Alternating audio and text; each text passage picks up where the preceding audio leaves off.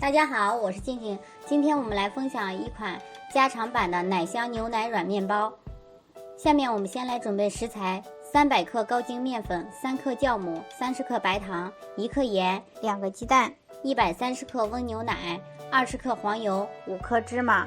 首先，盆内倒入300克高筋面粉、30克白糖、3克酵母、1克盐、1个鸡蛋、130克温牛奶。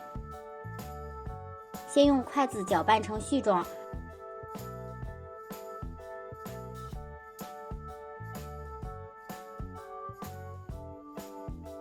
上手揉成面团。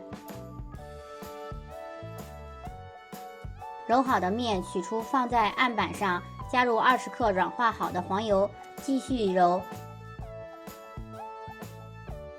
直到揉出如视频中的手套膜就可以了。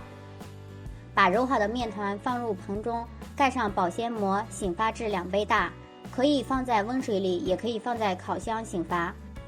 醒发好的面取出后，揉面排气。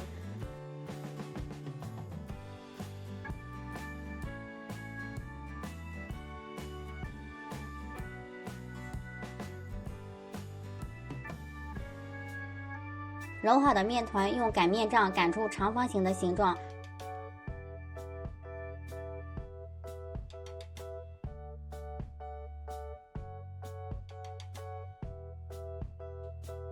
然后用刀依次切成长三角形形状。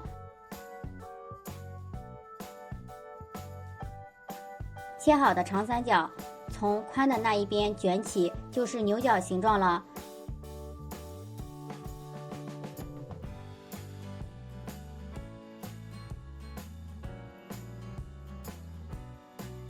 所有卷完后，直接放入烤盘中，二次醒发至2杯大。烤箱提前上下火170度预热。醒发好的牛角面包，表面刷一层蛋黄液，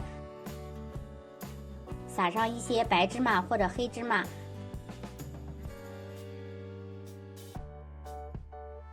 把烤盘放入烤箱中层，170度上下火烤18分钟左右。具体可以根据烤箱的脾气增减。这样做的面包无论是色泽还是口感都特别棒，当做早餐或者点心都很不错哦。松软香甜又拉丝的奶香牛角软面包就做好了，大家一起来试试做吧。